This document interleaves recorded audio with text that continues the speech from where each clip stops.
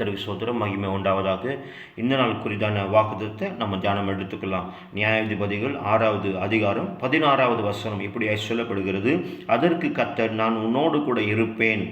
ஒரே மனுஷனை முறியடிக்கிறது போல மீதியானரை நீ முறியடிப்பாய் என்று கர்த்தர் சொல்கிறார். கர்த்தருக்கு ஸ்தோத்திரம். பாருங்க, இந்த நாளில் சொல்லப்படுகிறதான ஒரு வார்த்தை பாருங்க. அதற்கு கர்த்தர், நான் உன்னோடு கூட இருப்பேன் அப்படின்னு சொல்லுகிறார். ஏன் இந்த வார்த்தை சொல்லப்படுகிறது?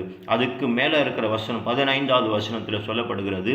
கிதியோன் என்ன பண்ணுறாருன்னு சொன்னால், ஆண்டவர் சொல்கிறாரு, நான் உன்னோடு கூட இருப்பேன் என்று சொல்லும்போது இவர் என்ன பண்ணுறாருன்னு சொன்னால், அவருடைய பலவீனத்தை முன்வைக்கிறார். அவனுடைய பலவீனத்தை என்னன்னு சொன்னால், என்னுடைய குடும்பம் எளிமையான ஒரு குடும்பம், நான் சிறியவனாக இருக்கிறேன் அப்படின்னு சொல்லி என்ன பண்ணுறாருன்னா அவருடைய பிரச்சனையை முன்வைக்க ஆரம்பிக்கிறார். ஆமாங்க, எப்போ ஆண்டவர் உன்னோடு கூட இருப்பேன் என்று சொல்லுகிறார், அப்பொழுதே நம்ம என்ன பண்ணோம்னா ஆமீன் என்று அதை ஏற்றுக்கொண்டு அதை செயல்படுத்த ஆரம்பிக்கணும். நம்ம என்ன பண்ணக்கூடாதுன்னா, நம்ம பிரச்சனைகளை நம்ம முன்வைக்கக்கூடாது. கர்த்தர் கூப்பிட்டாருன்னா, கர்த்தர் உனக்காக இந்த வார்த்தை சொல்றாருன்னா அதை ஏற்றுக்கொண்டு ஆமீன் என்று சொல்ல வேண்டும். இங்கே அழகாய் சொல்லப்படுகிறது, நான் உன்னோடு கூட இருப்பேன் என்று சொல்லுகிறார். அதோடு கூட விட்டு விடலைங்க, இன்னொரு வார்த்தை சொல்லப்படுகிறது, ஒரே மனுஷனை முறியடிக்கிறது போல நீ மீதியானரை முறியடிப்பா என்றார் என்று சொல்லப்படுகிறது. ஒரே மனுஷனை முறியடிக்கிறது போல.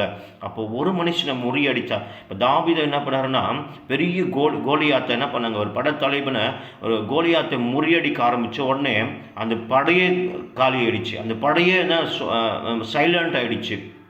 பாருங்கள், கர்த்தராக இயேசு கிறிஸ்து அப்படியேப்பட்டதான ஒரு பலனை கொடுப்பார்.